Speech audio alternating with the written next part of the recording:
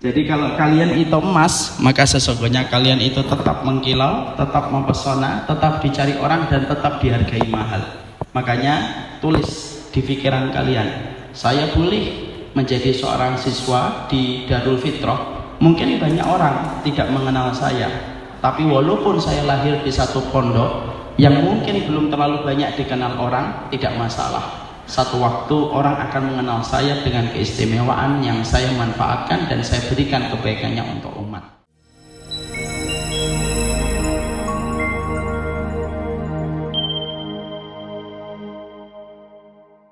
Itulah ciri khasnya seorang santri yang mereka tidak sedih ketika mendapatkan keterbatasan fasilitas dan tidak sombong ketika mendapatkan fasilitas. Makanya maaf ya, saya kalau ditanya, Ustadz, kalau nyari pendidikan untuk anak,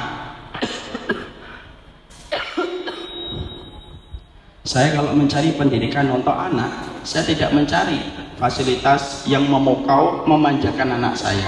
Saya akan mencari pondok yang bisa memberikan bagaimana jiwa bertahan untuk anak saya dengan segala keterbatasan fasilitas, karena santri yang dididik dengan keterbatasan, dia bisa bertahan dalam kondisi apapun. Kaya siap, miskin tidak depresi, dan itulah yang harus kita miliki insya Allah. Senang sekali kita berjumpa dengan pesantren Darul Fitrah, pesantren yang saya dengar sudah lebih dari 15 tahun ya Ustaz Yahya ya. Dan alhamdulillah pada kesempatan hari ini akhirnya berjumpa dengan kalian, anak-anak Darul Fitrah, yang semoga nanti melejit dan mempesona banyak orang ketika kalian ditempatkan. Amin insya Allah. Ya sudah, gitu aja ya, cukup ya. Nah, mari kita akhiri kajian kita. Enggak, mari kita buka. Jangan bilang ini kajian, kita anggap aja adalah obrolan antara senior dengan junior. Assalamualaikum warahmatullahi wabarakatuh. Innal hamdalillah wassalatu wassalamu ala Rasulillah wa ala alihi wa sahbihi wa man tabi'ahum bi ihsan ila yaumil qiyamah. Kepada para asatidah yang hadir pada kesempatan hari ini, yang tidak mampu saya sebutkan satu persatu, semoga Allah menjaga keikhlasan. Kepada Bapak Hanafi Wiradi sebagai kasepuhan yang ada di tempat ini, semoga Allah senantiasa memberikan kekuatan di dalam menjaga anak-anak dan para santri dan pondok pesantren, dan menjadi jariah untuk keluarga Bapak dan keturunannya insya Allah. Dan kepada para santri yang hadir pada kesempatan sore kali ini yang luar biasa, semoga kalian menjadi santri yang senantiasa mampu memberikan yang terbaik di dalam proses kalian belajar. Karena sesungguhnya ketika kalian memberikan proses yang terbaik di dalam kalian belajar itu bukan untuk bapakmu, belajar itu bukan untuk ibumu, tetapi kalian kalau betul-betul maksimal di dalam belajar, maka kalian sedang merangkai dan merajut masa depan yang baik untuk kehidupan kalian sendiri. In ahsantum li anfusikum. Kalau kalian itu berbuat baik, sebenarnya kalian sedang berbuat baik kepada diri kalian sendiri, dan itulah sejatinya rasa bersyukur kalian. Makanya ada sebuah kata-kata yang bagus, mangkanat bidayatuhu muhriqah kanat nihayatuhu musyriqah. Siapapun yang proses awalnya ketika dia belajar, dia betul-betul membara dengan semangat yang luar biasa, pasti akhirnya endingnya itu membahagiakan dan mencerahkan. Tapi siapapun di dalam proses belajarnya bermalas-malasan, dia tidak bergelora, lalu hanya mengikuti arus alir yang mengalir, maka sesungguhnya siapapun yang tidak memberikan gelora dan semangat di dalam dia belajar, tidak ada yang disalahkan kecuali dirinya sendiri ketika di masa mendatang redup. Karena pelita masa mendatang tergantung usaha yang kita lakukan pada hari ini. Jangan lihat orang yang sukses pada waktu dia sukses, tapi lihatlah orang sukses itu pada habit dan effort yang dia berikan sampai dia meraih sukses. Kalau melihat Messi, kalau melihat Cristiano Ronaldo, jangan dilihat hari ini, tapi putar balik sekitar 15 tahun sampai 25 tahun ke belakang. Kita mendapati seorang Messi, kita mendapatkan seorang Cristiano Ronaldo, itu tidak langsung tendangannya kuat, tidak langsung akurasi tendangannya luar biasa, tidak langsung asisnya itu ciamik, enggak.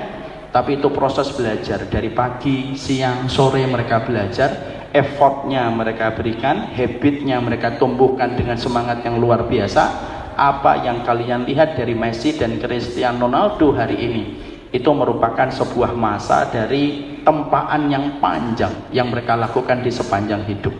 Saya pernah mendengar salah satu pelari tercepat di dunia, namanya saya lupa, dia memecahkan rekor berlari 100 meter tercepat di dunia yang tidak sampai dalam waktu 5 menit, dalam waktu 100 meter yang dia tempuh. Dia berkata, orang itu mengagumiku hanya karena kemampuanku tercepat dalam berlari 100 meter. Tapi mereka tidak melihat perjuanganku selama 20 tahun, karena perjuangan 5 menit ketika aku menyelesaikan 100 meter itu tidak bisa aku lakukan kecuali perjalanan panjang ketika aku melatih diriku untuk terus berlatih sampai aku memenangkan kejuaraan, memenangkan rekor. Apa yang akan terjadi di masa mendatang pada kehidupan kalian tergantung antum hari ini. Jadi kalau kalian bermalas-malasan, tidak mensyukuri kenikmatan belajar, apa yang antum dapatkan jangan nyalahkan siapapun kecuali diri kalian sendiri. Dan kalian tidak boleh menyalahkan orang tua. Dulu sih Abi itu nyekolahkan saya di Darul Fitrah. Bukan Darul Fitrahnya yang salah, bukan abimu yang salah, tapi memang karaktermu tidak mau untuk maju dan karaktermu tidak mau untuk melejit pada kehidupan masa mendatang.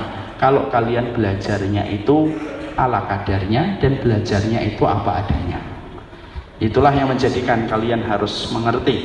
Syukurnya santri itu simpel. Syukurnya santri itu kalau mereka belajar, mereka bukan untuk bapaknya, bukan untuk umiknya, tapi ketika mereka belajar, semata belajarnya itu karena mereka sedang merajut sebuah masa mendatang. Mereka merajut sebuah harapan besar, karena sesuatu yang nikmat tidak akan didapatkan dari sesuatu yang sifatnya liha-liha. Itu merupakan fitrah dalam kehidupan yang Allah pergulirkan pada kehidupan manusia. Antum ingin mendapatkan yang terbaik, harus memberikan yang terbaik. Kalaulah Messi, kalaulah Cristiano Ronaldo yang tidak beriman saja, Allah tidak berikan kegemilangan ketika mereka merumput dan ketika mereka memiliki kemenangan dengan banyak triple winner yang mereka menangkan. Ternyata itu pun harus dengan effort luar biasa, habit yang mereka tanam selama bertahun-tahun sampai mereka mencapai posisi hari ini. Ketika semua orang itu melihat dan mendengar nama mereka dan tahu tentang nama mereka, maka sama, orang mukmin pun sama. Dia tidak akan pernah mendapatkan sesuatu sampai dia memberikan yang terbaik. Yang salah bukan kalian yang lahir di Sukoharjo, yang salah bukan kalian yang lahir di Wonogiri, yang salah itu bukan kalian yang lahir di Kudus, bukan kalian yang lahir di Gunung Kidul. Yang salah bukan kalian yang abinya itu tukang ojek, yang salah bukan abi kalian yang hanya tukang batu, yang salah kalian apabila kalian tidak memompa dirinya dengan usaha yang terbaik. Saya tidak mau ada santri itu gampang banget mengatakan, oh bapak saya tukang ojek, saya nggak bisa sekolah tinggi. Bukan masalah kamu nggak bisa sekolah tinggi, kamu yang nggak bisa sekolah tinggi ketika kamu tidak berusaha. Bapak saya cuma tukang batu, halah alasan. Banyak orang yang anaknya tukang batu, mereka melejit potensinya. Bukan masalah bapakmu yang tukang batu, kamu yang memang tidak pernah merajut sesuatu untuk kebaikan kalian di masa mendatang. Makanya jadilah kalian itu betul-betul berusaha maksimal, kenali potensi yang ada pada diri kalian, karena sesungguhnya yang rugi kalian, yang untung adalah kalian, dan semua itu tergantung dengan apa yang kita berikan pada perjalanan hidup kita. Itulah yang menjadikan kita bersyukur setiap waktu dan setiap saatnya. Belajarlah, nah, bersungguh-sungguhlah, bersemangatlah. Karena ketika antum tidak dibutuhkan orang, ketika tidak ada lagi yang kalian miliki pada sebuah kemampuan dan kelebihan, kalian hanya menjadi seonggok sampah di tengah masyarakat. Karena kalian tidak bisa dimanfaatkan. Jangan sampai kalian gara-gara tidak belajar, tidak mengasah potensi, tidak mau belajar sungguh-sungguh, maka sesungguhnya kalian itu lebih rendah value-nya dan kualitasnya daripada sampah. Maaf ya, sampah saja hari ini bisa di recycle, Sampah saja hari ini bisa didaur ulang, itu sampah. Sampah plastik dipisah, sampah organik dipisah. Sampah saja masih bisa ada value-nya ketika dia bisa didaur ulang. Kalau ada manusia kok dia tidak memiliki ilmu, tidak ada potensi, tidak ada kelebihan, dan tidak ada sesuatu yang dibutuhkan orang darinya, Masya Allah, berarti kita ini lebih buruk daripada sampah. Kenapa? Tidak ada yang membutuhkan kita pada kehidupan. Dan kapan? Itu akan menjadi bom waktu buat kalian. Kalau kalian tidak belajar secara sungguh-sungguh, maka kalian hanya menjadi bom waktu ketika kalian nilainya lebih rendah daripada sampah. Menjadi orang yang dibutuhkan itu nikmat walaupun capek. Benar. Capek enggak Ustadz menjadi orang yang dibutuhkan? Capek. Letih. Tapi letihnya orang yang dibutuhkan itu lebih letih orang yang tidak pernah dibutuhkan. Dan untuk menjadi syarat orang yang dibutuhkan orang lain itu apa? Punya potensi. Janganlah kalian sebagaimana, kalau kalian itu melihat, janganlah kalian itu sebagaimana apa itu biasanya yang dipakai kalau pada waktu lebaran itu isinya buah-buahan, itu apa namanya? Apa? Parsel. Kalian itu kalau bisa jangan jadi parsel. Kalian tahu parsel? Parsel itu indah, dilihatnya bagus. Tampan, putih, kayak parsel. Tapi sekalinya dibawa ke rumah, parsel itu tidak bisa dimanfaatkan. Disobek parselnya, diambil buahnya, dan buahnya pun tidak banyak. Setelah itu parselnya diapakan? Dibuang. Keranjangnya dia bisa dimanfaatkan menjadi tas belanja? Tidak bisa. Banyak orang hari ini gara-gara kita hidup pada masa media komunikasi sudah masif, banyak orang itu mereka itu kayak parsel. Dipandangnya menyenangkan, dilihatnya bagus, dilihatnya indah, tapi sekalinya dideketin dan diajak, tidak ada yang bisa dimanfaatkan dan dibutuhkan darinya. Itu parsel. Tapi jadilah kalian itu sebagaimana tas plastik, tas kresek. Tas kresek itu tampaknya biasa, tapi tas kresek itu dibutuhkan. Kalian kalau beli apel banyak, pasti mintanya tas kresek. Kalian kalau beli mie ayam, mintanya apa? Tas kresek. Kalau kalian beli sepatu harganya 300.000, mintanya tas plastik. Kadang-kadang manusia itu tidak usah terlalu tinggi, jadilah tas plastik, tas kresek, yang dimana kalian itu dibutuhkan setiap waktu dan setiap saat. Sehingga itulah cara kalian bersyukur atas apa nikmat yang Allah berikan kepada kalian. Mungkin hari ini bagi kalian ada yang bosan belajar, ya, ada yang bermalas-malasan. Setiap ilmu yang datang cuma didengar, tidak ditulis. Ada di antara kalian yang sedang mengakhir-akhirkan menumpuk-numpuk hafalan, dan akhirnya jadi beban bagi orang lain. Maka orang yang menjadi beban orang lain hari ini mungkin bisa tersenyum, hari ini mungkin bisa ketawa, tapi demi Allah, saya tidak pernah menemukan orang yang menjadi beban kecuali dia akan kebingungan dengan dirinya sendiri di masa mendatang, dan dia akan menjadi sedih. Kenapa? Dia tidak pernah dibutuhkan orang. Belajar supaya ilmu yang kalian pelajari dibutuhkan orang. Kalau kalian dibutuhkan, kalian tinggal di pojok hutan, tetap dicari dan tetap diketuk pintu rumahnya. Iya, kapan saya bisa dapat ilmunya Bapak? Kalau kalian memiliki ilmu dan kalian memiliki keterampilan pada apa yang kalian kuasai, walaupun kalian hidup di tengah sawah, orang rela melewati sawah itu supaya ketemu dengan kalian. Kenapa? Itu karena Allah selalu memberikan kemuliaan kepada mereka yang mensyukuri proses dan rezeki ketika mereka diberikan kesempatan untuk belajar. Bodoh itu kesenangannya iblis, bodoh itu kesenangannya syaitan. Makanya pintu yang pertama ketika setan ingin menghancurkan manusia itu apa? Kebodohan. Kalau kalian bodoh, dijadikan objek oleh oligarki. Kalau kalian bodoh, kalian akan terus dikasih regulasi-regulasi yang kira-kira menguntungkan mereka dan merugikan kalian. Kalau kalian bodoh, kalian hanya menjadi beban. Keberadaan kalian tidak dianggap. Kalaupun datang tidak dijadikan pelengkap, kalaupun kalian pergi tidak menjadikan ganjil hitungan. Itu kan menyedihkan. Sedih nggak? Datangnya kalian tidak menggenapkan, pulangnya kalian tidak mengganjilkan. Nah itu sedih banget kalau ada manusia yang kayak gitu. Maka moga-moga kalian sebagai orang yang santri diberikan kesempatan untuk belajar di Darul Fitrah. Saya yakin bahwasanya kesyukuran kalian itu simpel. Saya harus belajar. Bukan untuk emak, bukan untuk umi, bukan untuk bapak, bukan untuk pak tapi untuk kita sendiri, karena sesungguhnya apa yang kita pelajari bisa jadi dibutuhkan oleh orang. Maaf ya, bukan saya bermaksud sombong.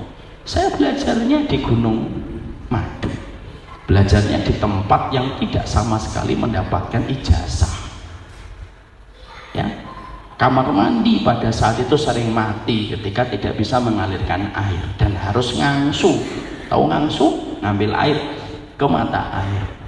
Perpustakaannya, antum tahu, tanya sama Ustadz Yahya, perpustakaan kita itu dulu berapa buku? Komputer tidak ada, listrik setiap jam 8 mati, coba paling maksimal jam 9 itu hidupnya. Tapi kalau kita belajar, orang tidak lagi melihat kita dari mana, tapi apa yang kamu bawa untuk bermanfaat bagi kita, itu yang kita harus miliki. Makanya sekali lagi, tidak boleh santri lalu mengatakan, coba saya pondoknya di As-Salam, coba saya pondoknya di sini, saya pondoknya di Al-Azhar. Belum tentu itu lebih baik bagi antum. Syukur kalau kalian itu diberikan kesempatan untuk belajar di sini. Dan saya ingin nanti 5 tahun lagi, 10 tahun lagi kalian menemukan potensi, dan ketika kalian menemukan potensi, kalian itu dicari orang.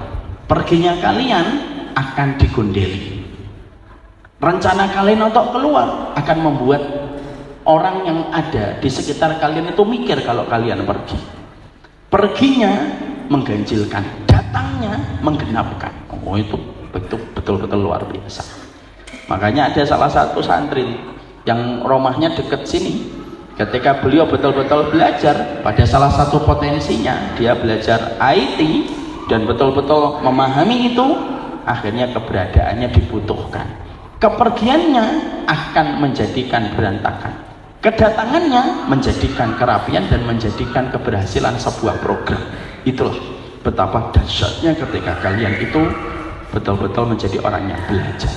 Jadi belajar itu bukan untuk Ustadz Yahya, belajar itu bukan untuk Abi dan Umi, belajar itu bukan masalah angka ijazah yang kalian peroleh di atas raport, tapi belajar itu adalah saya bersyukur supaya saya tidak menjadi beban, dan supaya value saya, nilai saya itu lebih berharga daripada seonggok sampah.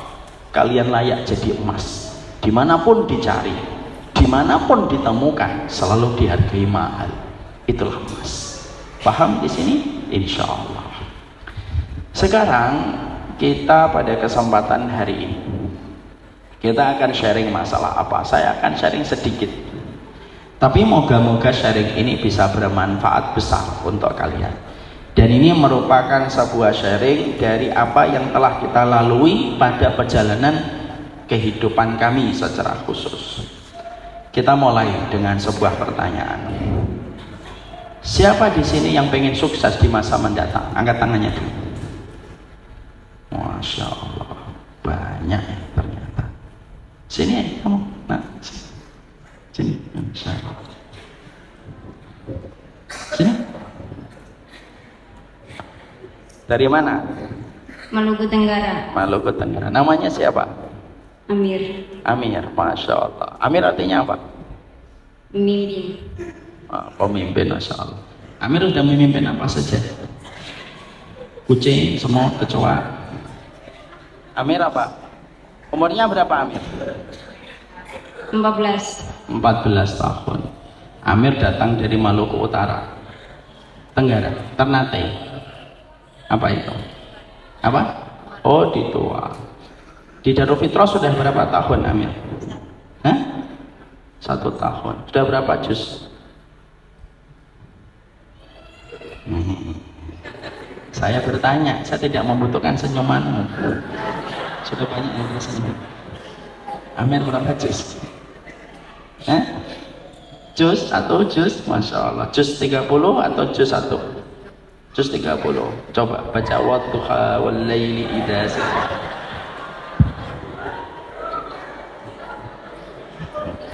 Siap? Amir orangnya tawaduk. Kadang-kadang tawaduk saya mah belum hafal tuh tipis batasannya. Sudah hafal belum? Sudah, insya Allah. Amir cita-citanya apa? TNI. Oh, salah.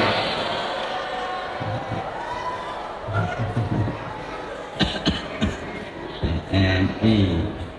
Pengen jadi komandan atau letunya? Komandan. Masya Allah. Kenapa pengen jadi TNI? Tidak apa-apa, namanya cita-cita. Ayo jawab, pegel ini saya megang mic-nya. Kenapa pengen jadi TNI, Amir? Pengen aja. Selain jadi TNI, apalagi cita-cita kedua? Dulu sebenarnya mau menjadi pilot. Wah. Luar biasa. Pengen menjadi pilot, TNI, pilot. Setelah itu apa? Presiden mungkin. Setelah pilot apa lagi cita-citanya? Ngan. Yakin nggak punya cita-cita menjadi TNI? Yakin? Insya Allah. Duduk dulu. Amir pengen menjadi TNI. Ini tanggal 1 bulan Sya'ban ya, kalau nggak salah ya. Kita saksikan Amir akan menjadi TNI. Apa yang terjadi pada Amir kira-kira 20 tahun ke depan? Mari kita tunggu dan kita minta dipanjangkan umurnya untuk melihat Amir 20 tahun mendatang. Itu diaminkan tuh, tapi kelihatannya aminnya nggak ikhlas. Udah.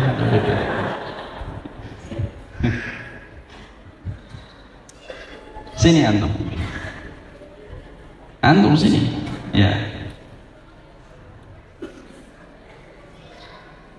Namanya siapa? Fatih. Fatih. Tahu artinya Fatih? Pembuka. Antum apa? Pembuka kunci? Dari mana Fatih? Bekasi. Oh, Bekasi. Bekasinya mana? Cikarang. Oh, itu Cikarang, bukan Bekasi. Biasanya dulu gitu. Saya dulu kalau di pondok ada teman saya ngomongnya, dari mana? Ustadznya nanya, dari Jakarta. Jakartanya mana? Bekasi. Bekasinya mana? Tambun. Tambunnya mana? Trias. Bilang aja Trias, bahasa Jakarta. Bekasi, di Cikarang. Udah berapa tahun di Darul Fitrah? Baru berapa bulan? Baru kelas 1. Nah, dulu dari Astabikun. Oh, SD-nya. Oh, di sini sudah berapa bulan? 7 bulan. Udah berapa juz hafal? juz. Baru 1 juz. Hafal? 1 juz. Surat Al-Mulk hafal? Belum. Ya karena surat Al-Mulk bukan juz 30. Insya Allah. Juz sekarang 1 juz. Cita-citanya apa, Fatih? Jadi dokter. Jadi dokter, Masya Allah. Nah, nanti kalau Amir sakit antum suntik ya. Duduk sana. Kita mulai. Apapun cita-cita yang kalian miliki, jangan ketawakan cita-cita itu, karena sesungguhnya kita tidak pernah tahu apa yang akan terjadi di masa mendatang. Bisa jadi satu waktu kita akan ketemu Amir lalu kita ingat, wah anak Maluku Tenggara tua sekarang menjadi komandan. Kalau komandan ingat saya ya. Dulu yang antum hafal juz 30. Maka itulah yang menjadikan kita akhirnya ketika kita pada kehidupan, setiap dari kita ikhwan, setiap dari kita para santriku, anak-anakku, kita ini harus senantiasa memiliki sebuah cita-cita. Karena sebuah cita-cita itu menjadikan kita akhirnya bisa untuk memompa diri kita dan melejitkan potensi yang ada pada diri kita. Orang yang tidak memiliki sebuah cita-cita tidak akan memiliki himmah, tidak akan memiliki tekad. Hidupnya berjalan hanya sebagaimana air mengalir. Ya tidak bisa, hidup itu tidak hanya sekadar mengalir. Tapi dengan antum memiliki sebuah cita-cita, kita akhirnya akan bergerak secara konstan dan secara terukur menuju kepada apa yang kita cita-citakan. Orang yang tidak memiliki cita-cita itu salah. Karena apa? Justru Allah itu menyuruh kita supaya kita punya cita-cita. Pernah kalian mendengar kisah 4 orang sahabat kecil yang mereka berkumpul di Hijr Ismail? Lalu 4-empatnya itu tahu bahwasannya berdoa di Hijr Ismail itu merupakan salah satu kekuatan doa yang prime time, yang insya Allah mustajab dan dikabulkan oleh Allah. Maka pada saat itu 4 orang sahabat ini lalu mereka bersepakat, ayo kita berdoa untuk kita menggantungkan cita-cita kita di pintu langit supaya cita-cita itu terwujud. Dan para sahabat kecil ini mereka tidak malu menyebutkan cita-citanya. Makanya jangan ketawain cita-citanya Amir. Ingat saya Amir ya. Jangan kita ketawain cita-citanya Amir, karena cita-cita itu yang akan memumpah diri kita menuju kepada goals kehidupan kita. Karena sesungguhnya hidup dengan sebuah tujuan itu membuat antum tergerak untuk berjalan dan berlari. 4 orang sahabat ini, maka mereka itu berkata, ada Abdullah bin Umar, ada Abdullah bin Zubair, ada Amr bin Zubair, ada Urwah bin Zubair. Maka pada saat itu maju pertama kali. Siapa itu? Yang maju pertama kali Abdullah bin Zubair. Dia maju, dia berdoa, ya Allah, jadikan saya menjadi khalifah bagi seluruh kaum muslimin. Lalu dia menggantungkan cita-cita itu. Lihat, akhi, kita boleh menjadi kecil, kita boleh datang dari Sukoharjo, kita boleh datang dari Tua, kita boleh datang dari Sukoharjo, tapi cita-cita kayak kata Imam Ibnu Qayyim, cita-citamu itu harus setinggi bintang Suraya di langit. Maka Abdullah bin Zubair itu cita-citanya tidak hanya, ya Allah, jadikanlah saya membawa sandalnya Rasulullah. Enggak, walaupun itu pun mulia sekali, tapi itu tidak disebutkan oleh Abdullah bin Zubair. Abdullah bin Zubair itu cita-citanya tidak tanggung-tanggung, saya ingin menjadi khalifah bagi kaum muslimin. Setelah doa itu dipanjatkan, diturunkan tangan, mundur, maju lagi. Siapa yang maju kedua? Urwah bin Zubair. Urwah bin Zubair itu lalu berdoa, ya Allah, jadikanlah saya pemimpin dalam ilmu. Tidaklah orang mereka mengambil ilmu kecuali dari saya salah satunya. Dan betul, akhirnya Urwah itu menggantungkan harapannya supaya menjadi sumber referensi dan mata air ilmu dari sunnah.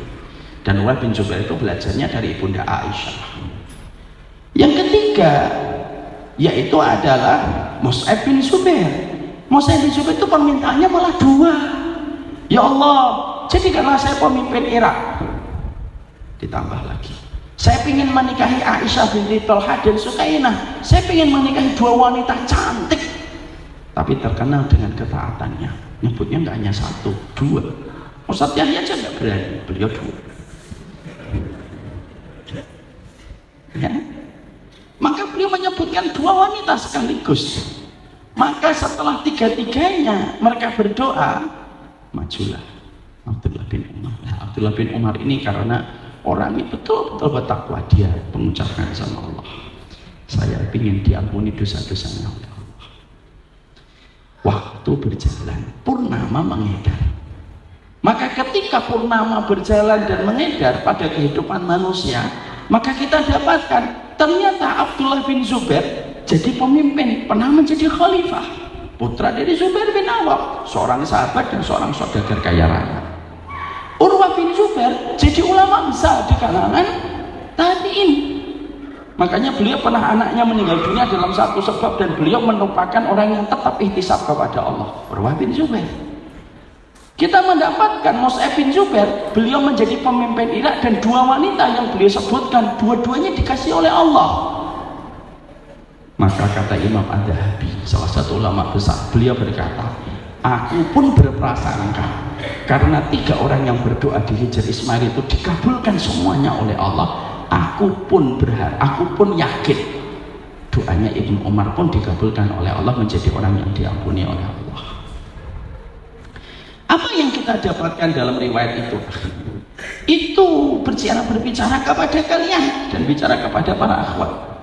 Hidup itu harus memiliki sebuah cita-cita. Kalau kalian pada kehidupan ini tidak ingin memiliki cita-cita, tanda orang depresi itu tidak punya cita-cita.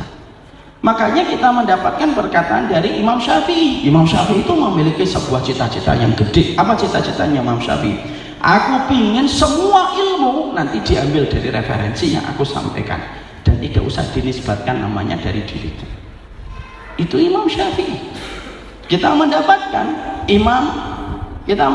salah satu ulama besar, yaitu ada seorang ulama, Imam Ad-Dahabi. Gara-gara dia ketika dikomentari tulisannya jelek, ada yang mengatakan tulisanmu jelek, gara-gara dikatakan yang semacam itu, dia lalu berkata, saya harus jadi ulama. Walaupun dia dibully, tapi bulian itu malah dijadikan cita-cita. Ja'far At-Tahawi itu merupakan ulama besar, tapi antum tahu Ja'far At-Tahawi itu ulama besar dalam memiliki karangan kitab akidah. Tapi Ja'far At-Tahawi itu ketika pada waktu muda pernah dibully oleh pamannya. Kalau tidak salah Muzani, pamannya itu pernah ngomong, orang semacam dirimu tidak akan jadi ulama. Tapi gara-gara bulian itu dia malah justru berkata, saya akan jadi ulama. Dan akhirnya Imam Ja'far At-Tahawi menjadi salah satu ulama besar yang namanya lebih besar daripada nama pamannya. Sampai Imam Ja'far At-Tahawi itu berkata, kalau pamanku masih hidup, dia harus membayar kafarah atas sumpah ketika mengatakan diriku tidak mungkin jadi ulama. Paham semua ini?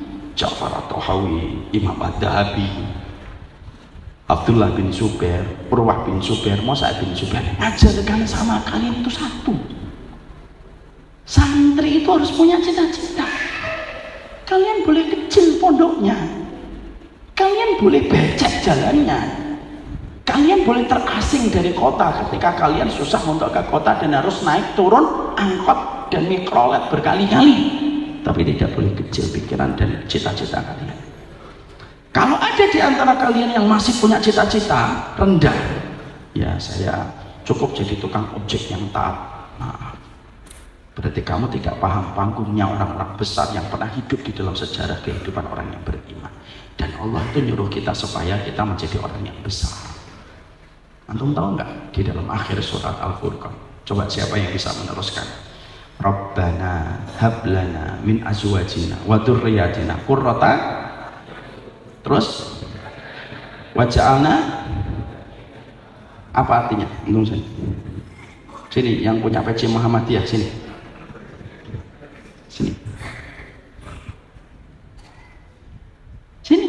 nggak boleh malu loh, kan diajarin nggak boleh malu. Sini, nama antum siapa nak? Faras. Dari mana Faras? Magelangnya mana? Tapak Suci ya? Ya. Nggak usah gitu, biasa aja. Faras, kelas berapa antum? Kelas 10. Kelas 10 itu kelas berapa ya? Kelas 1 SMA. Udah berapa juz untuk Faras? 8 juz, Masya Allah. Apa cita-cita Faras?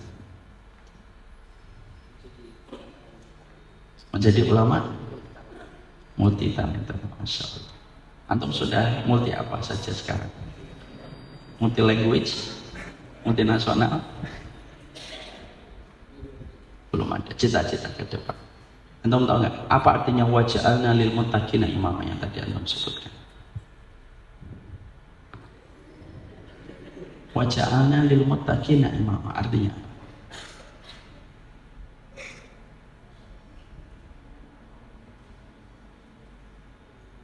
dan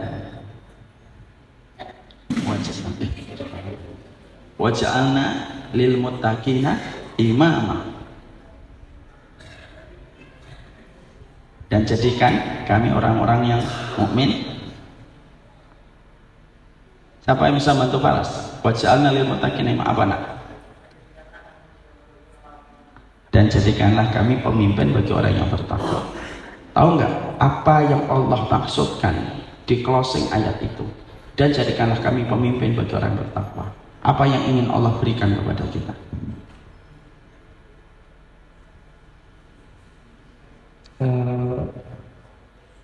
Agar kita menjadi pemimpin agar kita menjadi pemimpin kaum muslimin. Berarti Allah nyuruh kita jadi bawahan atau atasan? Allah nyuruh kita jadi follower atau leader? Allah menyuruh kita untuk menjadi orang yang memimpin atau terpimpin? Akan duduk. Disitulah akhirnya kita memahami bahwasanya pada kehidupan kita pun sebenarnya dengan cita-cita yang kita miliki pada kehidupan kita, Allah itu menyuruh kita para santri supaya kita punya cita-cita. Cita-cita itu tulis itu di buku-buku tulis kalian, tempel itu pada lemari kalian. Kalau dulu saya punya cita-cita, saya tempel itu di buku di lemari saya. Lemari yang saya punya di Pondok Darussahadah dulu 4 tahun, itu di belakang lemarinya itu ada tulisan apa yang ingin saya lakukan di masa mendatang. Dan kita diajari oleh Allah supaya pada kehidupan kita tidak menjadi orang yang minder dan tidak menjadi orang yang rendahan. Makanya Allah menyuruh kita waj'alna lil muttaqina imama. Allah tidak menyuruh kita untuk menjadi waj'alna lil muttaqina ma'muma, apalagi makmum masbuk ya. Tapi Allah itu menyuruh kita supaya kita menjadi orang yang betul-betul menjadi pemimpin, orang yang bertakwa. Maka itulah kita mulai, kalau kita hari ini antum sepakat bahwasanya antum ingin menjadi sukses itu mukadimahnya, prolognya dimulai dari cara antum memiliki sebuah mindset bahwasanya saya pada kehidupan tidak boleh tidak punya cita-cita. Jangan ketawakan cita-citamu, karena hari ini yang kalian ingin miliki bisa jadi satu waktu itu yang dikabulkan oleh Allah. Karena apa? Simple. Apa yang kita pikirkan itulah yang akan kita temukan. Itu algoritma yang berjalan pada kehidupan manusia. Tahu algoritma? Kalau kalian buka Facebook, Instagram, kalian melihat football, yang nanti datang football, itu namanya algoritma. Maka algoritma kalian pun sama. Makanya akhirnya kenapa Abdullah bin Zubair, Urwah bin Zubair, Mus'ab bin Zubair lalu mendapatkan semua cita-cita yang mereka sebutkan di Hijr Ismail? Karena mereka setelah mengucapkan cita-cita itu, ketika mereka mengatakan saya ingin menjadi khalifah, saya ingin menjadi ulama yang menjadi sumber mata air ilmu bagi kehidupan muslim, dan yang satunya ingin menjadi pemimpin Irak, ditanam dalam pikiran mereka, dituliskan dalam setiap langkah mereka, itu akhirnya menjadi sebuah bagian pergerakan kehidupan mereka. Dan akhirnya Allah mengabulkan 3 permintaan itu untuk memberi arti kepada kita. Cita-cita itu jangan dipandang sebelah mata. Kami bisa jadi orang yang hari ini di depan, kita bisa jadi kitalah yang nanti duduk di depan mereka untuk belajar dan mengambil faedah dari dirinya. Paham sampai di sini? Sekarang pejamin mata semuanya santri. Pejamin mata semuanya. Dalam waktu sekitar 30 detik antum ngomong pelan-pelan apa cita-cita antum, biar masjid ini yang menjadi saksi bahwasanya antum memiliki cita-cita itu. Allah yang alimum bidatis sudur, Allah yang mengetahui apa yang ada di dalam dada antum, yang akan menjadi kafa billahi syahida, cukuplah Allah yang menjadi saksi. Jangan diremehkan walaupun hanya memejamkan mata.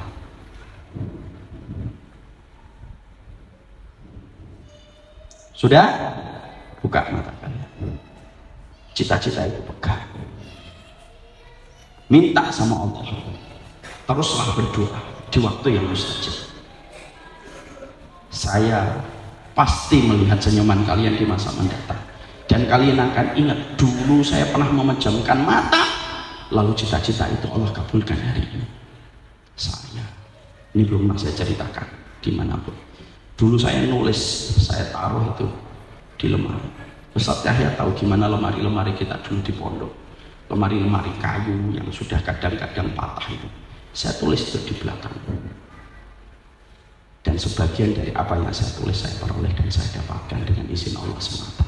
Dan itu dimulai dari sebuah keinginan kuat. Jadi itu yang menjadikan kita akhirnya supaya kalian itu tidak sampai menjadi korban game, korban sosmed. Yang kalian itu biasanya yang menjadi korban semacam itu, kenapa? Tidak punya cita-cita, kosong pikirannya. Makanya sebagaimana yang dikatakan oleh Imam Ibnu Qayyim, kalau kita dan kepala kita, pikiran kita kosong dari sesuatu, maka yang kita pasti disibukkan dengan perkara yang tidak bermanfaat. Itu kalau kita tidak mengisi apa yang kita pikirkan dengan sesuatu yang kita menjadi sebuah cita-cita. Sekarang ketika kita sudah memiliki semua cita-cita itu, angkat tangan. Pingin cita-cita terwujud, angkat tangan. Yang pingin terwujud, angkat tangan. Oke, sudah, turunkan. Lalu ketika kalian sudah ingin punya cita-cita dan kalian terwujud dan terrealisasi cita-cita itu, para santriku yang dirahmati oleh Allah, semoga. Apa yang kita lakukan untuk membangun setiap jalan? Karena setiap perkara itu ada masaliknya, ada jalannya, ada rulesnya, ada tracknya yang harus dibangun. Dan kita supaya tidak menjadi orang yang bermimpi tapi orang yang bercita-cita, itu harus ngerti jalannya. Apa bedanya khayal dengan himmah? Khayal itu tidak ada sebuah ikhtiar. Saya ingin ini, tapi setelah itu tidur. Itu namanya khayal. Apa bedanya dengan himmah? Himmah itu satu tekad yang antum miliki supaya apa yang menjadi cita-cita antum terrealisasi. Makanya Imam Syafi'i lalu mengatakan kepada kita, tarjun najata walam tasluk masalikaha fa inna safinata la tajri 'alal yabas. Kalian itu mengharapkan sukses, tapi kalian tidak pernah meniti jalannya, masaliknya tidak pernah kalian tempuh, tidak bisa. Karena sesungguhnya kapal itu tidak pernah berlayar di atas kapal. Kapal itu tidak pernah berlayar di atas pasir. Harus benar ketika berlayar di atas air. Lalu apa yang harusnya kita lakukan untuk membangun rute, Ustaz? Membangun track, dalam bahasa kitab turasnya itu membangun masaliknya, itu ngapain yang harus kita kerjakan? Dalam kitab Ulul Himmah dibahas. Saya tidak menyampaikan semuanya bagi antum. Saya dari pagi sudah ngisi dan qadarullah nanti malam saya harus balik. Saya cuma sampaikan 3 saja. Tapi setidaknya 3 perkara ini bisa menjadikan nanti antum betul-betul bisa untuk merealisasikan. Karena apa? Belajar langsung banyak itu biasanya hilangnya langsung banyak. Man ta'allama jumlatan dhahaba minhu jumlatan. Orang tuh kalau belajarnya langsung banyak itu yang hilangnya banyak. Lebih baik belajar sedikit tapi tersisa dan masih bertahan untuk kita. Yang bahaya itu belajarnya dikit hilangnya banyak, nah itu bahaya. Nah sisanya dari mana?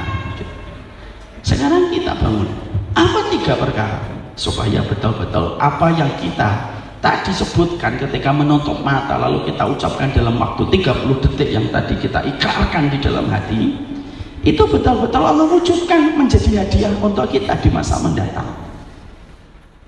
Saya menyebutkan 3. 1. Apa 1? Yang pertama itu adalah ketika kita ingin untuk merealisasikan apa yang kita inginkan dan kita wujudkan, pertama, ikhlaskan niat kalian semata-mata karena Allah. Yang menjadikan nyampainya kalian kepada target tidaklah busur ketika dilemparkan. Pas ketika pada target itu, bukan karena anginnya, bukan karena kekuatan orang yang melemparkan busurnya, tapi karena Allah yang menjadi kehendak dari setiap kehendak manusia. Ikhlas karena Allah. Saya akan sampaikan kisah nyata tentang masalah ini. Ada orang Arab Badui datang kepada baginda Nabi. Lalu beliau itu masuk Islam, lalu mengikuti peperangan. Ketika beliau mengikuti peperangan, maka lazimnya setelah peperangan dibagi ghanimah. Ghanimah itu jangan diartikan harta rampasan perang. Ghanimah itu harta yang didapatkan dari perang dan itu halal. Jangan ikut-ikutan terjemah yang kurang benar. Kalau harta rampasan itu maknanya berkonotasi negatif. Dapat ghanimah. Ketika dapat ghanimah, ternyata Arab Badui itu tidak hadir pada saat pembagian ghanimah. Lalu Rasulullah mencari mana Arab Badui. Arab Baduinya tidak ada ya Rasulullah. Oh ya sudah, ini sama ini ghanimah untuk dia. Hadihi ghanimatun lahu, ini ghanimah. Kasih ke mereka, kasih ke dia, cari orangnya yang kasih ghanimah itu. Para sahabat yang mendapatkan amanah dari Rasulullah ngambil ghanimah itu. Dicarilah itu Arab Badui, ketemu di satu jalan. Lalu diberikan ghanimah itu sama dia. Ketika ghanimah itu disodorkan kepadanya, dia nanya, "Ma hadihi?" Ini apa? Dijawab, "Hadihi ghanimatun qasamtu laka." Ini ghanimah yang dibagikan Nabi kepada engkau. Hadihi ghanimatun qasaman nabiyyu laka. Lalu wajahnya itu tidak suka dapat ghanimah. Diambil ghanimahnya. Dicari Rasulullah, ketemu Nabi di satu jalan. Diletakkan ghanimah itu di depan Nabi. "Ma hadihi ya Rasulullah?" Ini apa ya Nabi? "Hadihi ghanimatun qasamtu laka." Ini ghanimah yang saya bagikan untuk. Lalu dia mengatakan, "La wa huwa rafadaha." Dia menolaknya. "Enggak mau saya Rasulullah." Rasulullah tidak langsung menampiknya. Rasulullah membuat orang ini persuasif. Lalu Nabi tanya, "Kenapa tidak mau ghanimah?" "Saya tidak ingin ghanimah ya Rasul. Saya ingin supaya nanti peperangan berikutnya bukan ghanimah. Padahal ghanimah itu halal, bersih, sebersih-bersihnya harta." Lalu dibagikan. Lalu dia mengatakan, "Saya ingin dapat tertancap tombak atau panah di sini ya Rasulullah. Saya terbunuh di jalan Allah." Mengatur cara matinya di depan Nabi. Tertombaknya di sini ya, bukan di sini, di sini. Tidak di sini ya Rasulullah. Lihat sebelum pisah dengan Rasulullah, Nabi bersabda, "In tasduqillaha yasduka."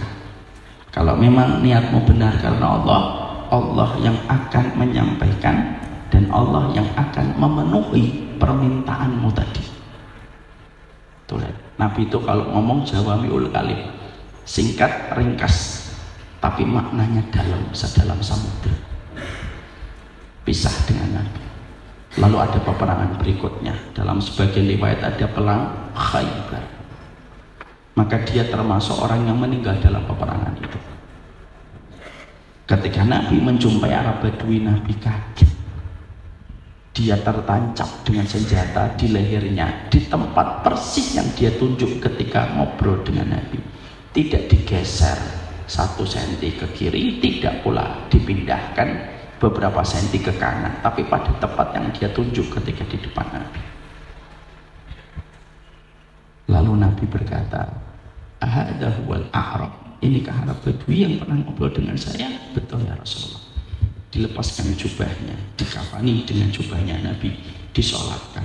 Lalu Nabi berdoa, "Allahumma hadha abduka kharajan muhajiran fi sabilika faqatala hatta qutila wa ana syahidun ala dzalika." Ini hambamu ya Allah, dia berperang, dia meninggal dunia dalam peperangan, dan aku nantinya akan menjadi saksi baginya pada waktu hari kiamat. Apa yang antum dapatkan dalam pelajaran hadis ini? Coba, in tasduqillaha yasduka. Kalau niatmu benar karena Allah, punya niat itu, Allah yang akan memenuhi setiap apapun yang kalian niatkan. Dan ini kunci pertama kenapa seseorang itu terkadang melesat tinggi jauh daripada potensi pada dirinya. Karena niat yang semakin merendah kepada Allah, semakin tinggi pencapaian yang akan dia peroleh. Maaf ya, antum sering lihat nggak? Nah, antum sering lihat nggak? Nah, ada orang hanya tamatan, mungkin anak dari tukang becak, tapi sampai S3. Mungkin orang tuanya punya niat yang tulus supaya anaknya belajar dan lebih pintar daripada dirinya.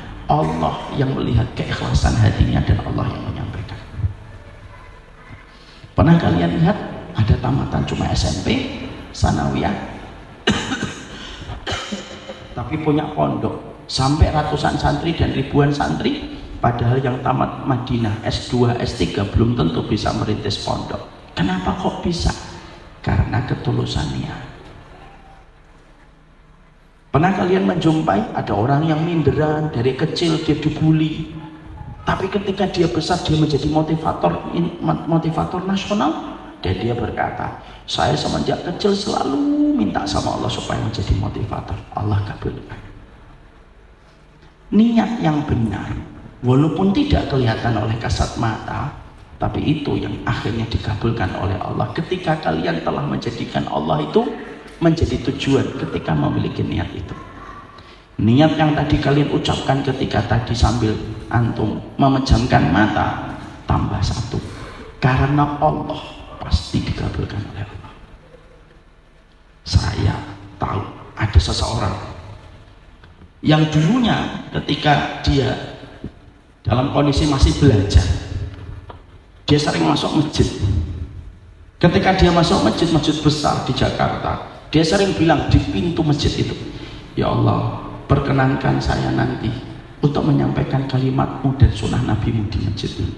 Keluar dia dari masjid itu, cari lagi masjid lagi yang besar-besar. Ada masjid Istiqlal, ada masjid Al-Azhar, ada masjid Cut Mutia, ada masjid Sunda Kelapa. Itu masjid-masjid terkenal di Jakarta.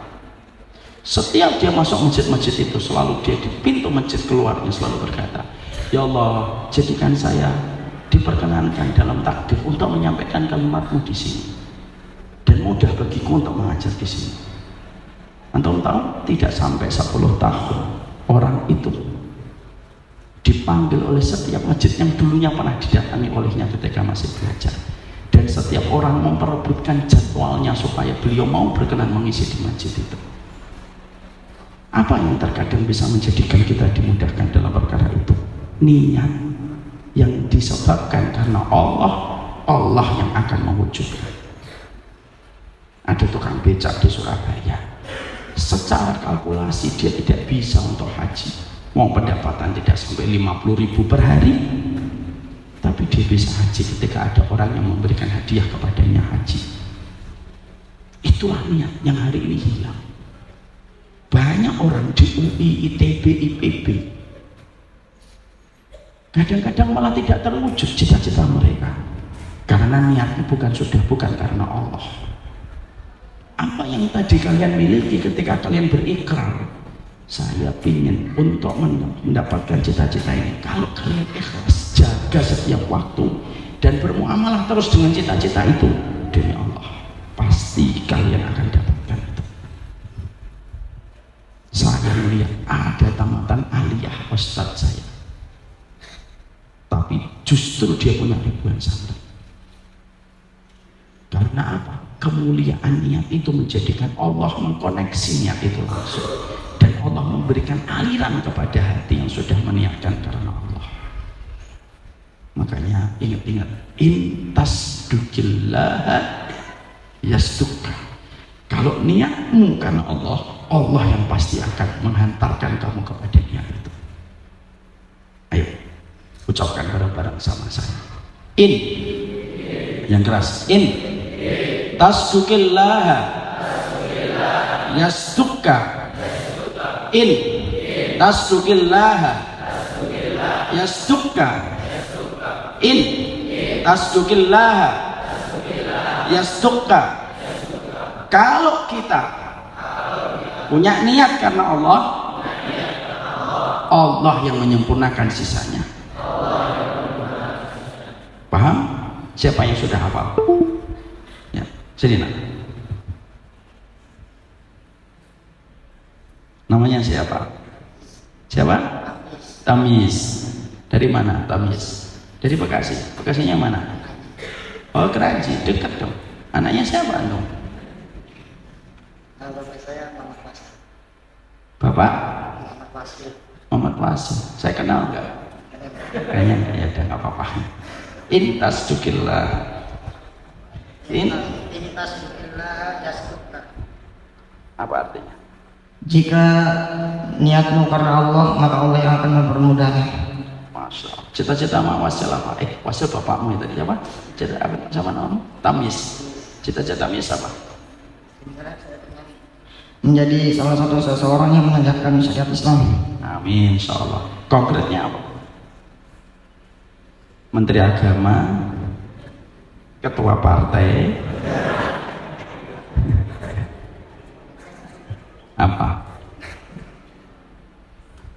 ulama. Benar. Insyaallah. Insya Allah semoga Tamis nanti jadi ulama besar. Amin. Tamis tasrikillah yastuka. Paham di sini? Itu yang pertama. Yang kedua saya singkatkan, waktu sudah merambah semakin sore. Yang kedua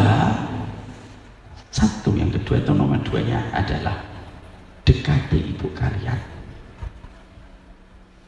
Jimat kalian itu dalam tanda petik cuma satu.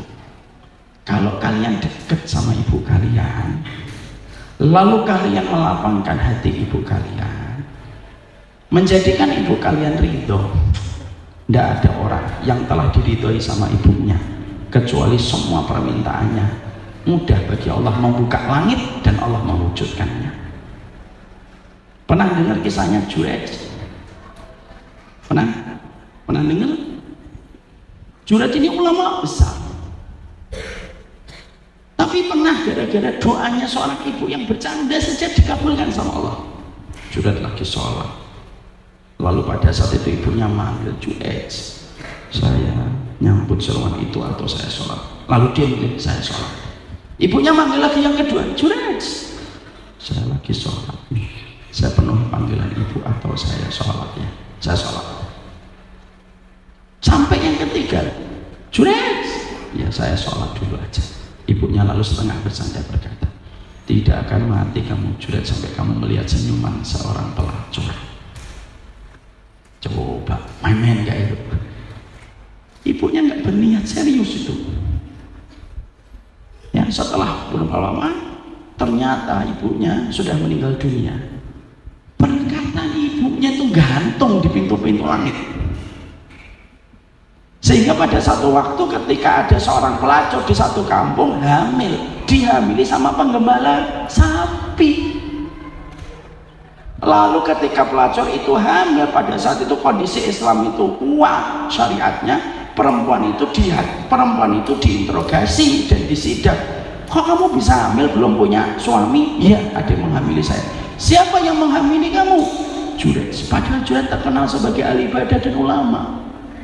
Pemimpinnya langsung marah, tanpa investigasi, tanpa klarifikasi, cek recek, double check dan cross check, langsung diambil itu Jurayj dari tempatnya beribadah. Tempat ibadahnya dihancurkan. Lalu dia diseret dari tempat rumahnya menuju ke gelanggang kota, alun-alun. Ketika dia ngelewatin, ya dia ketika digelendang itu untuk dimasukkan di penjara, ngelewatin itu rumahnya pelacur yang menuduh dia. Lalu perempuan pelacur itu senang ketika Jurayj dihukum, karena dia nggak suka sama Jurayj. Ketika ngeliat Jurayj dibelenggu, dalam kondisi dikerangkeng, diborgol, perempuan pelacur itu senyum.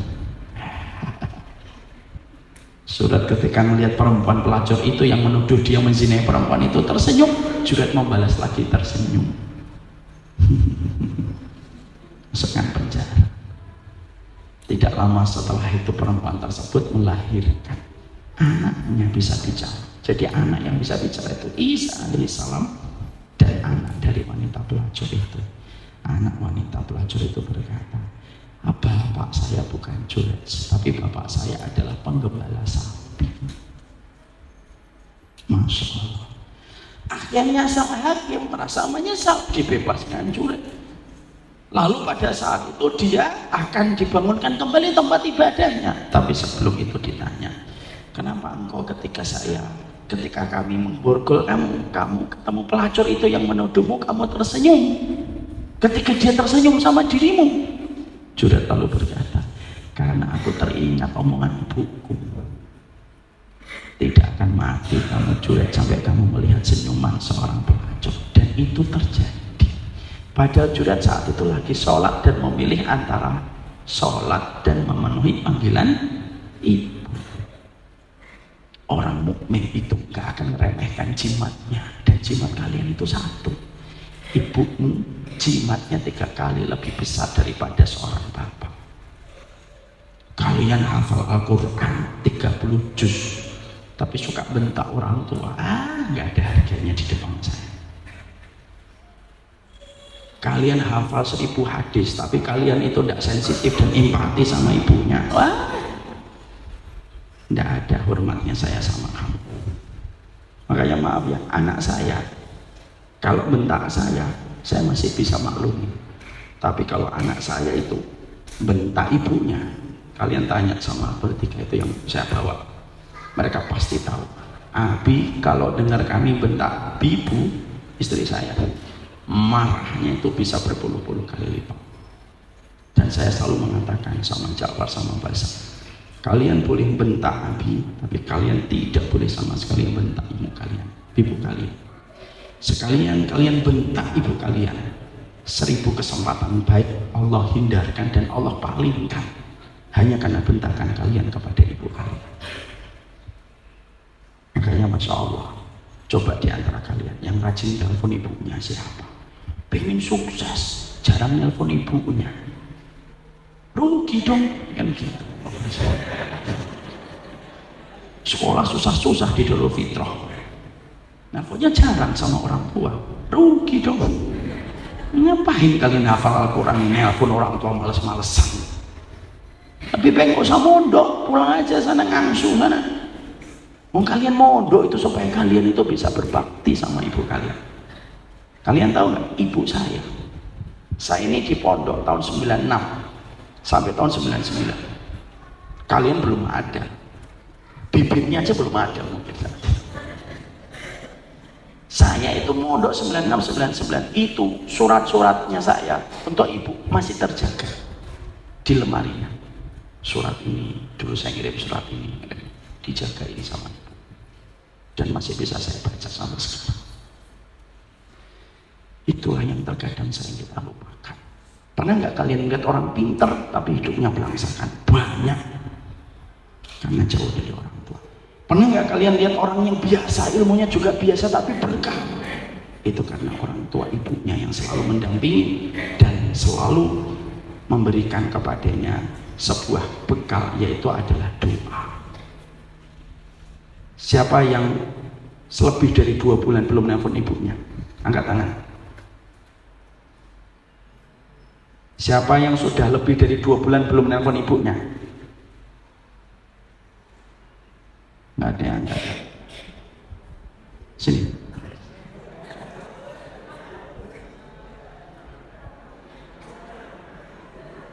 Namanya siapa? Abdullah. Nama orang mana? Kami Sari deh. Kenapa nggak nelpon ibu? Nanti tiap hari ngomong ya? Pulang.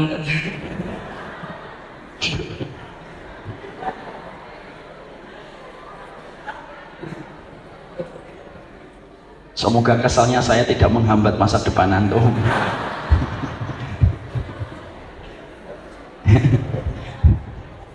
Ini ciri-ciri kita lihat Abdullah masa mendatang ya Allah. Nggak apa-apa. Jadi itu yang kedua. Paham sampai di sini? Yang ketiga, apa yang kita harus mengerti di dalam membangun sebuah proses, semoga cita-cita kita dimudahkan oleh Allah Subhanahu wa Ta'ala. Maka sesungguhnya membangun sebuah cita-cita supaya cita-cita itu mampu Allah berikan pada kehidupan kita. Hormati ustaz-ustaz kalian. Siapapun yang mengajarkan kalian, walaupun cuma 1 huruf, hormati. Karena keberkahan ilmu itu didapatkan seberapa besar kita takzim sama seorang guru. Pondok-pondok kita terkadang saya itu sekarang agak miris, beda dengan pondok-pondok, maaf ya, pondok-pondok Nahdlatul Ulama. Saya tuh kalau melihat santri di pondok Nahdlatul Ulama, saya pernah datang gitu, ada salah satu teman saya orang NU di pondok Jawa Timur, mobil doang jalan, santrinya ketika tahu itu mobil gurunya melipir mereka dan mereka tidak mau memandang. Saya lihat, loh ini kayak gini ya santri antum ya ini. Makanya kalau dunia kita sama dunia antum beda, saya katanya. Antum aja dipanggilnya ustadz, di sini panggilnya kiai, tapi hormatnya bagus. Saya teringat kepada apa yang terjadi kepada Imam Syafi'i. Imam Syafi'i itu pernah beliau melihat ada orang tua Arab Badui, lusuh orangnya, kumuh orangnya. Tapi ketika dilihat sama Imam Syafi'i, langsung buru-buru didatangi Imam Syafi'i, dicium tangannya, dihormati sama Imam Syafi'i. Murid-muridnya Imam Syafi'i itu tanya, "Lu siapa itu?" Lalu Imam Syafi'i berkata, "Dia guruku."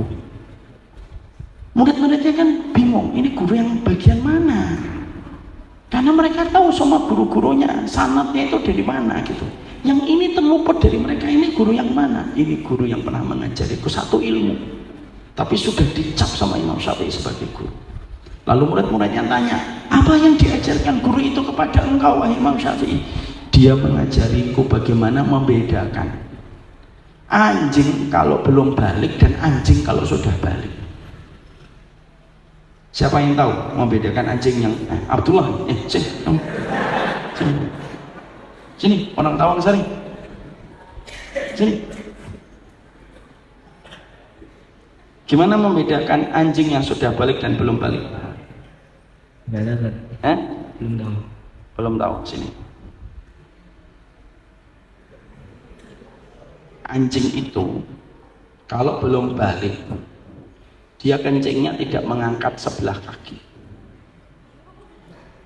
Tapi kalau dia mengangkat kakinya sebelah, kalau kencing berarti anjingnya sudah balik. Contoh, antum mengangkat kaki.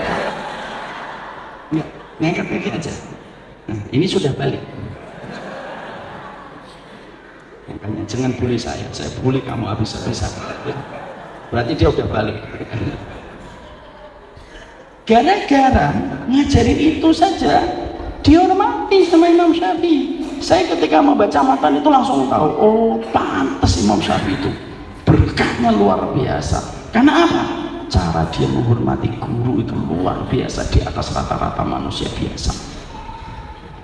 Tapi kalau kalian diajarin, apalagi ya di kota, diajarin tahu-tahu nanti belajar ke yang lainnya sating gurunya, sudah tidak berkah gitu. Tidak sensitif, tidak empati, tidak pernah mau tahu kemauan apa keinginan dari gurunya, susah. Akhirnya apa? Susah terwujud sebuah cita-cita. Makanya saya selalu kalau sudah berkaitan guru minta apa, ya saya sanggupin, walaupun terkadang berat. Karena apa? Karena itulah yang menjadi berkah pada ilmu dalam cita-cita hidup kita. Paham sampai di sini? Ini yang dapat Ustadz sampaikan. Tadi rencananya 10 menit, malah 1,5 jam. Jadi semoga Allah memberikan keberkahan kepada seluruh para santri. Semoga kalian punya cita-cita, cita-cita kalian diwujudkan sama Allah. Mari kita berikrar bersama-sama. Tasdukillah yasdukka. Kalau kamu benar niatnya, pasti Allah kabulkan sisanya. Semoga Allah memberkahi, dan ini yang dapat saya sampaikan. Ada pertanyaan? Kelihatannya tidak ada pertanyaan. Ini sebuah renungan. Kita merenung, semoga Allah memberikan kebaikan dan taufik dalam setiap kehidupan kita. Wassalamualaikum. Saya tinggal waktu beberapa menit lagi, ingin istirahat sejenak sebelum nanti melanjutkan perjalanan kembali ke Bekasi. Semoga kita ketemu di lain waktu, di waktu yang lebih utama, lebih baik, dan semoga Allah memberikan kemudahan dalam setiap urusan kalian sebagai seorang santri. Jangan sampai tidak punya cita-cita, karena sesungguhnya manusia tanpa cita-cita lebih buruk daripada hewan yang sejatinya mereka bergerak karena insting tanpa cita-cita. Allahu alim salaf, wallahu muwaffiq ila aqwamit thariq. Subhanakallahumma wa bihamdika, asyhadu an la ilaha illa anta, astaghfiruka wa atubu ilaik. Assalamualaikum warahmatullahi wabarakatuh.